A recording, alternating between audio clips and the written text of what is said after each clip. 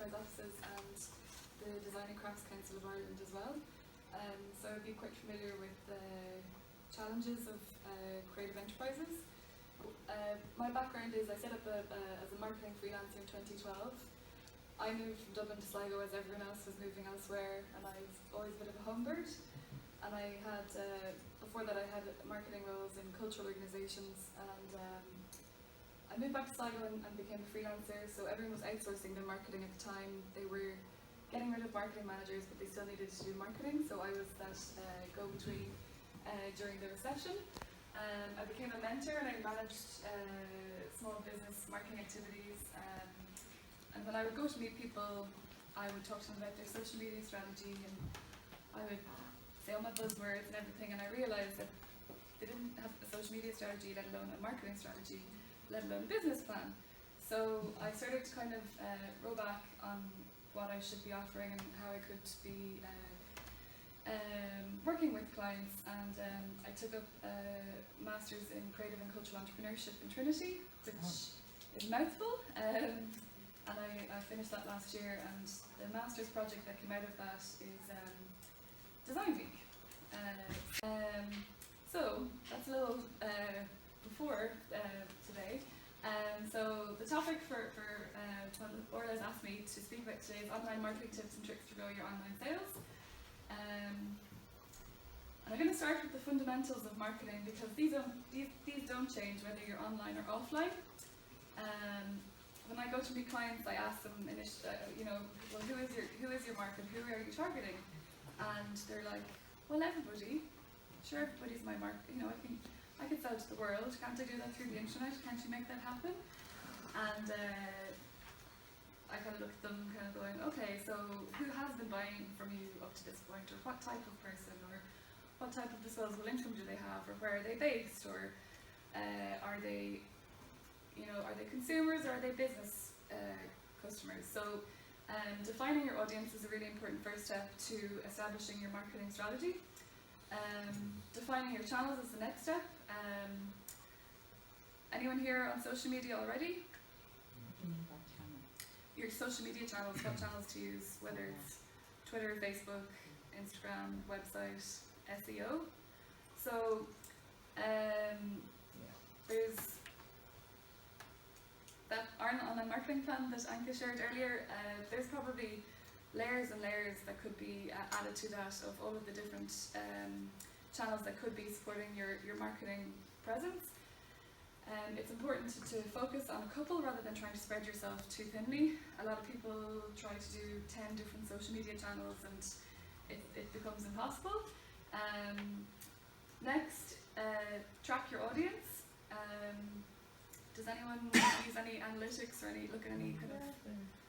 MailChimp and the Google. Yeah, so the thing that you're looking to do is to see how many people are coming to your website. If you've got a mention in the local paper, is it improving traffic to your site? Does it have an impact on your sales? And that's the story that you're trying to tell all the time. If you put a little investment in PR, does it have an impact? If your website gets mentioned, does it have an impact on your sales? If you put a little bit of spend onto Facebook advertising, does it have a bit of impact on your sales?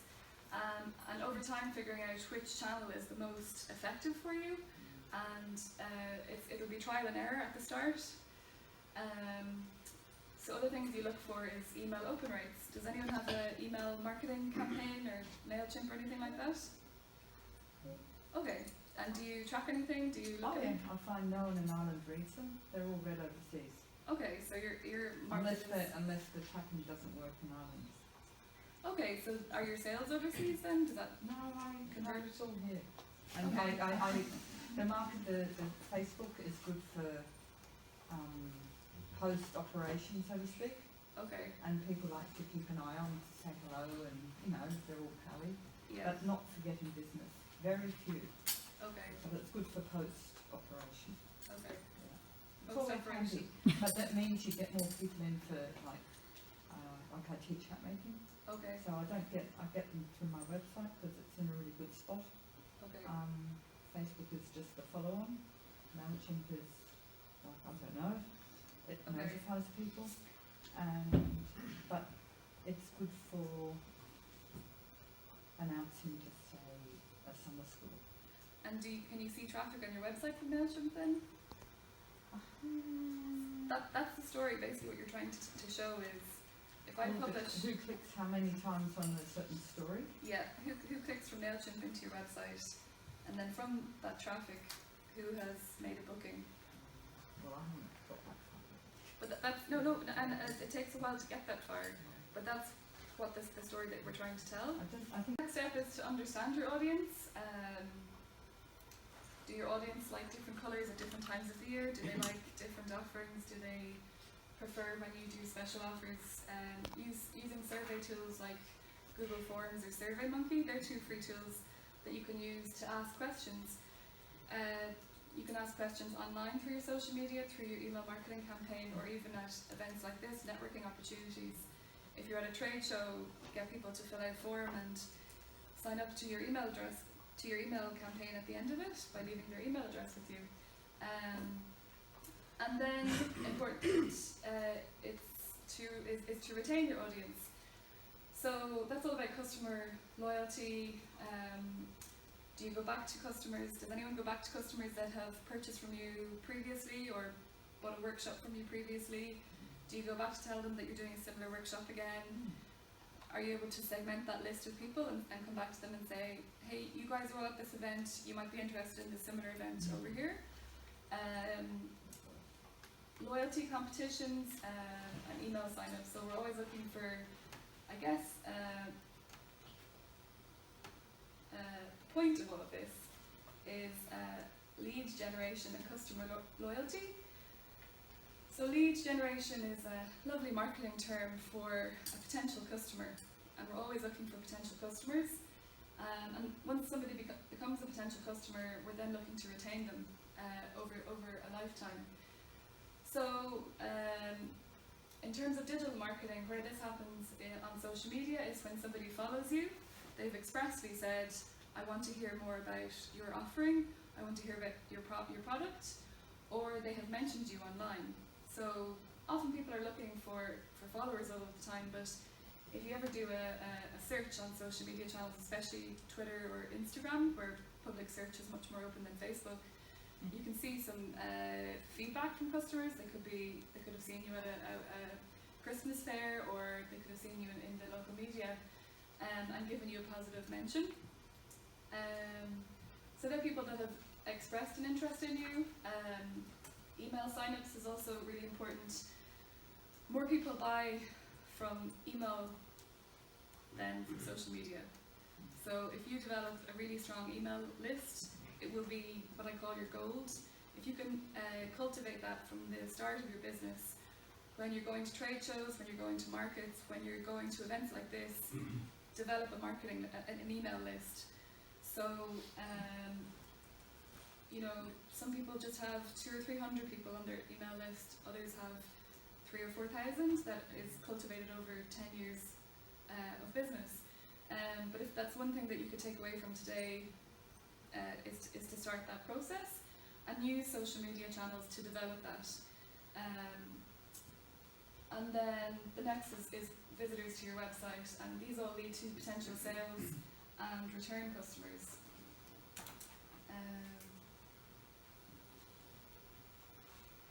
So the types of information that you're trying to collect on people, marketing land, we call it data, but it's very basic information. It's your email address, it's your postal address, it's your mobile number, and also your Twitter username or an Instagram username, so you can follow people. And these all feed into collecting email addresses so we can issue email campaigns, collecting postal addresses so we can do postal campaigns, and mobile numbers because text message still works, and you can still get people to sign up online for that. So next steps in bringing your brand online are to consider, and part of your marketing strategy is to consider what are your goals, who are you targeting, what channels are they using again, and how are you measuring success and failure. So if you're starting out and you've just decided to spend time and money on developing a website presence, what is your goal for the year ahead? Is it to have 30% turnover in year one? Is that actually achievable, do you think? Do you know where all your turnover is generated from initially? do a little mind map and work that all out, where your leads are coming from, where your customers are coming from, and what channels drive your business. So some of the goals that you could have: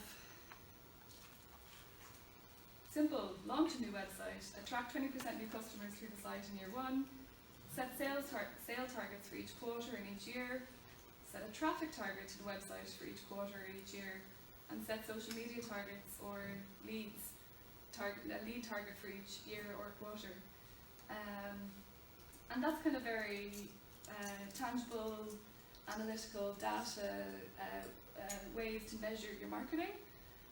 And the more time and resources that you put into specific channels, you should see a return on that. But it's important that you measure that as you go on. So choosing your channels. These are the key channels today in Ireland. There's a great resource called the IPOS MRIB Social Networking Tracker, and they do a quarterly report on social media statistics in Ireland. So if you're trying to figure out which is the most effective social media channel for you, it's good to look at this and to understand which channel works best for you. So Facebook has 67% of the Irish population using it, so it's going to win out all of the time. Twitter has about 25%. I describe Facebook as kind of access to the masses, so you can target pretty much anyone and everyone on it. Locally, I could target people that live in Roscommon. If I was doing a workshop here, I could do an ad and an advert and push that advert to people that live in Roscommon. Or if I was doing a trade show in Donegal, I could target Donegal people, because we've all given, as Facebook users, we've given Facebook a lot of demographical information like our age and our location. So Facebook is very smart, and it offers advertisers a lot of anonymous information, and that's how we can target those communities. Twitter has 25% of the population using it, and it's much more niche, so it's got very specific communities. There's a very active design and craft community, there's a very active food community, there's a very active media, and loads of journalists always looking for news stories and news hooks. So it's a great way to tap into those types of audiences for different reasons, for PR, for reaching out to consumers. It's a great resource for information. The Design and Crafts Council use it to share updates from their newsletters and from their opportunity section. And then Instagram has about 25%, and I'd say that's a lot higher even now, because there's been a huge uptake on it in the last 18 months. So Instagram is the visual mobile photo sharing app that you can download to your phone. You can only post to it from your phone. So what you tend to find is people actually email themselves high resolution pictures to share rather than pictures they've taken through their phone, because the quality of those pictures are usually quite poor. So take a look around. There's some, I'll just show you.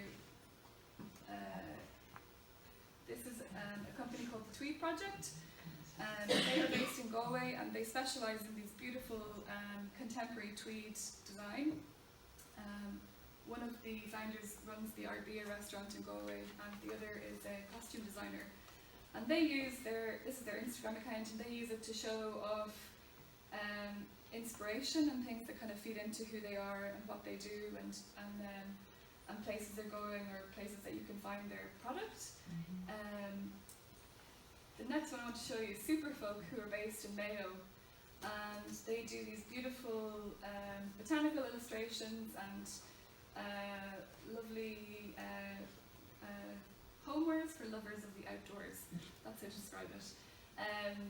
They show at trade shows all over Europe and beyond, and the content, the pictures that they share are very much inspired by the location of the West of Ireland. You see a lot of West of Ireland elements coming through in their in the products that they design, and then they mix it in with some personal content that they might feel comfortable with sharing, because not everyone does feel comfortable posting those kind of more personal family pictures, but they mix it up and kind of say, this is our studio, this is the landscape that we work against in the west of Ireland, and these are some of the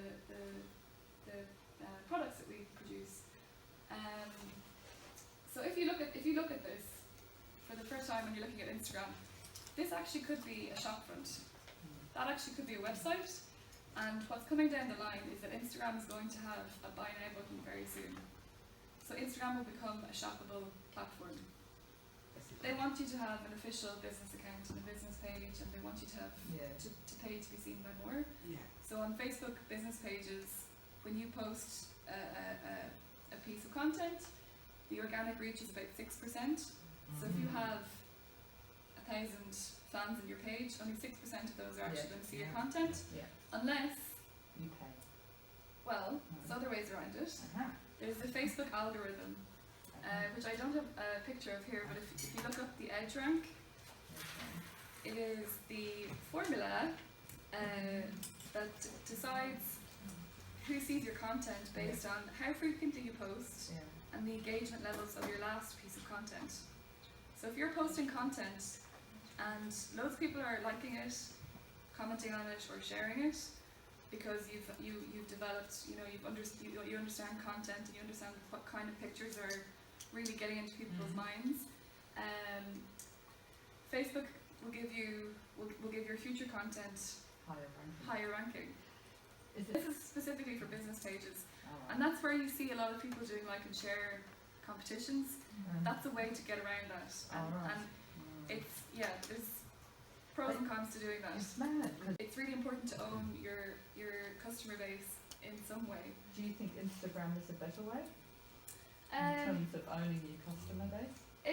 It's moving.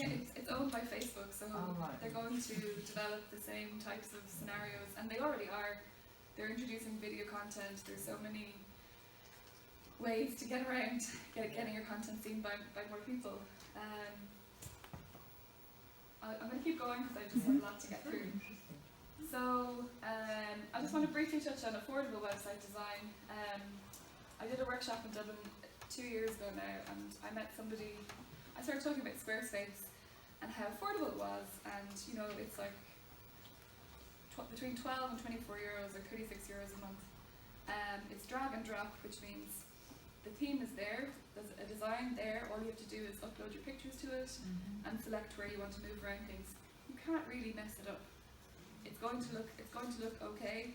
If you've got design skills and expertise, you can make it look even better, or you can hire somebody to work with you on it.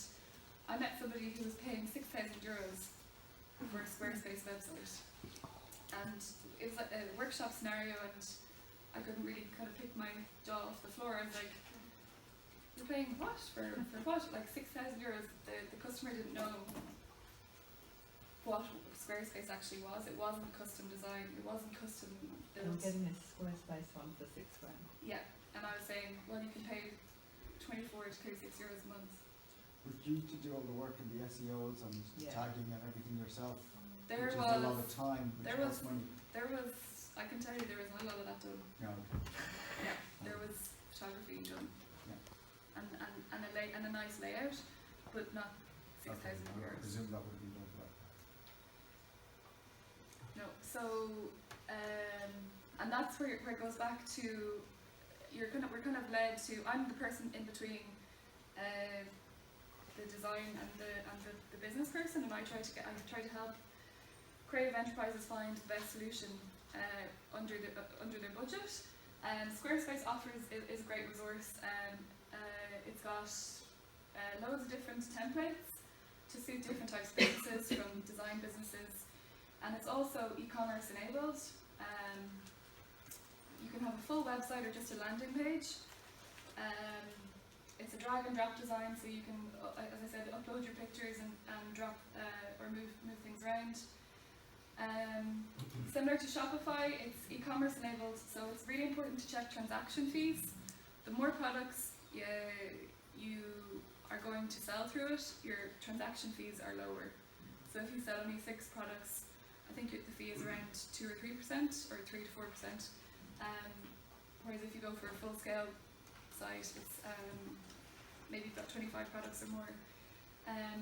The tricky thing with Squarespace is And this happened to me last year with a client who ran a print shop, and they sent me, I thought they had like a print shop with maybe like 20 products, but she had over 200 variations.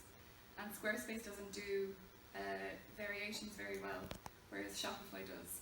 So if you have a product that has lots of variations on what's available, then it's good to look around between.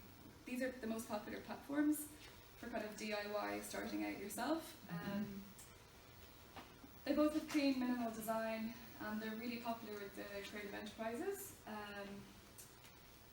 This is just the Squarespace pricing. Personal, €11 per month, billed annually, or else €15 month to month. So it's affordable.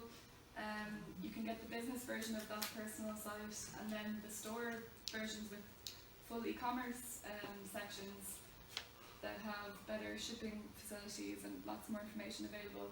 They're a little bit more pricey. I didn't go into kind of WordPress and bespoke design. I just thought it would be good to kind of touch on these. And then some of the marketplaces available. I just noticed earlier this week Martina Hamilton joined Etsy, and Martina is a jeweler, craftsperson, member of the Design and Crafts Council, and she's been making jewellery for 25 years or so, and she's just joined Etsy. I know during Design Week, Matt Jones, the woodturner, spoke, and he actually said a large proportion of sales are generated through Etsy. It's a great resource and not to ignore it. So Etsy is a marketplace where you can create your own profile and upload your products. I'm not sure of the transaction fees for Etsy specifically, but a lot of people would get a lot of international business customers through it.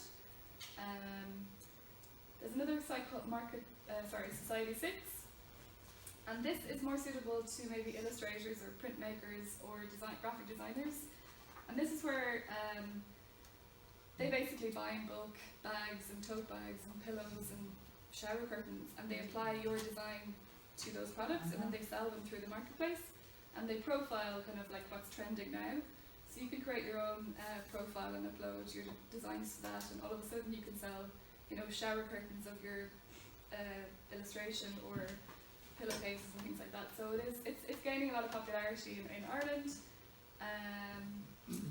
And when they do a profile on you, I think it gives you a lot of new business. The creative market. This is a good resource to buy affordable design pieces, design elements. But also, if you are in the business of graphic design, it's a great place to sell graphic design templates. So you can actually buy business card templates, flyer templates, poster templates, email marketing templates, all through this for a very affordable price. It just goes back to the time spent updating with your own content and having some of the software that's required. So some of them might need Photoshop and things like that. So it would be quite popular with small businesses as well. And it's good to subscribe to their marketing, or their email marketing, because they do free giveaways. I think once a month they have like a free section where they give away some content. I'm running through lots of different things, so I'm going to move on to Facebook groups. There was a great article recently, I think in the Irish Times, about them, but they're actually extremely influential and really under acknowledged and appreciated or shouted about. So a Facebook group is a private network. You can either be very private or it can be public, where a group of people are connected in around a specific topic. Bite the Biscuit is a great one run by Tara. I know her nickname is Tara Boo. She's based in Cork, and it's a creative community for creative entrepreneurs. Loads of resources and loads of people going through the same challenges as setting up, developing marketing strategies and trying to figure it out. Every Monday they do Friday they do a showcase where everyone's allowed to post, a new product update or a new service update. And there's similar groups around regions, around your locality. There's a Sligo Women in Business network where I live. There's a Swap Sell network at that workshop in Dublin that I was at, one lady told me that she just posts in these swap sell networks and gets all of her business from these networks that exist along the east coast of Ireland. And there's other groups like Etsy Ireland, and maybe there's one specific to you that one's around photography or actual like graphic design, things like that. So it's worth doing a little bit of research or asking people if they would recommend any Facebook groups if they know of any. Is anyone part of any or aware of any? Do you get anything There's from one it? for the or- Upper Shannon. I know there's a lot of people here in it. The Upper Shannon Earn Future Okay. Economy Project, and we. And it's about empowering women. So Quite interesting. yeah, and it's probably interesting to find ones that are maybe more consumer focused. So a lot of these would be kind of your peers, and maybe they're not your customers, but there are places where people would do referrals or kind of suggestions in these. Yeah, because that's still a really powerful way, an endorsement from somebody. Council or Yeah.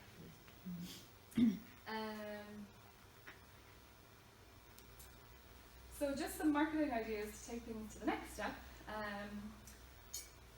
When I go to meet a client, we look at the year ahead and what they're doing, and if they're doing products or an offering that is seasonal, or we could kind of shape it in some sort of seasonal campaign, and we break the year up into quarters and set targets for the marketing activity and eventually sales. So usually Christmas is the busiest season for most craft and design enterprises, and most people are starting now. And that's just even thinking about it and like putting down ideas and looking at other people's Christmas ideas. You can learn a lot from looking at big brands and what they do. Go back through their social media channels and see, how do they switch Christmas on their social media channels? Are they, a lot of people would be spending March, April doing a photo shoot for the Christmas season. So you can do that on a small scale under your own budget, and maybe it's something around Valentine's Day or Easter holidays. Maybe you do something around maybe your audience is in the summer and it's tourism, so you're building up to that tourist season. Does anyone want to give me an idea of their business, and I'll try to make one up on the spot? Multimedia. So that's a year-round offering. No problem. So if we were doing a campaign for that, it's photography and video. Okay. So when do people buy photography most? Are you selling photography, or are you selling like portrait? Mostly the service. The service. Yeah. So if people wanted to gift somebody like a portrait session for birthday, that kind of stuff. So when is selling time is still for that? It's still, Christmas time is a good time to give gifts for things like that. So if you're building up to that, I would do a campaign starting in like September, October. You haven't been a tricky one there to do. So What's the next step? What should I be well, working on now for the next? few months, I would target Christmas. I would create like gift vouchers and selling gift vouchers through your site. I would do, if you have a studio, I would do an open day. If you have maybe business networks that you could tap into and invite them in November time and do like a kind of a show and tell, this is what I do, and give them a whisper code, which is the code that Anchor gave out earlier. So whisper code is the get online code that you can give to a specific audience that you're speaking to. How effective are they, Denise and Anka? Do they work? How many of them are redeemed, or? It's Who different knows? for everyone. Yeah. I think I had always wanted to try whisper code for a bricks and mortar shop, because it's a great way of maybe like somebody that's active online and giving out a code and actually tracking it Yeah. and tracking the footfall on the door. Because it does make you feel special that you've got this, it's like, It does, it's even what it's called makes you, So doing a code like that, and at that open day collecting all those email addresses and using that to announce Christmas offers or special offers or things like that. So it's important in Clare, include clear call to actions, sign up, visit, or read this. A lot of people just post social media content and don't ask anyone to do anything. Get people to your website, get them to sign up for something, get them to read something or to share something. So they're just 8 quick steps. Create a theme for your marketing campaign. If it's seasonal, if it's Christmas, if it's Easter, if it's tourism. Hire a photographer to capture high quality visuals of your products and services. That was mine, called that. Whisper code. Drip feed these pictures over a few weeks and months on social media. Have a call to action on each picture shared. Consider each piece of content like a mini strategy, so you want to get something out of each thing you're sharing. Link in with networks and tribes of people. This is your new tribe. And share your content and links with things like Facebook groups or LinkedIn groups. Bloggers are huge and influential. There's a great network called the Into the West Blogger Network, which is a West of Ireland network of lifestyle, fashion and health bloggers covering all sorts of topics, and they love writing about small businesses. So find one that's relevant to your business. Capture email addresses at events, trade shows, markets, networking events, and with permission send email campaigns on a regular seasonal basis. So this is, I think, maybe my last slide. Time management. A lot of people get kind of overwhelmed by all of this, but if you sit down and spend 2 or 3 hours a month and just say, okay, I'm going to start with 4 posts a week or a month on Facebook, and you can actually schedule those using the Facebook scheduling tool, which is on the Facebook page, business page. You can schedule content for Twitter using these tools here, Hootsuite, TweetDeck and Buffer. And it's always better to have quality content rather than, thank God it's Friday, pictures of cats or GIFs or all that kind of stuff. And get tracking. So these are some of the tracking tools. I'll give this to Orla so she can circulate because there's a lot of information. Google Analytics is a free tool that you can add to your website to track the traffic on your site.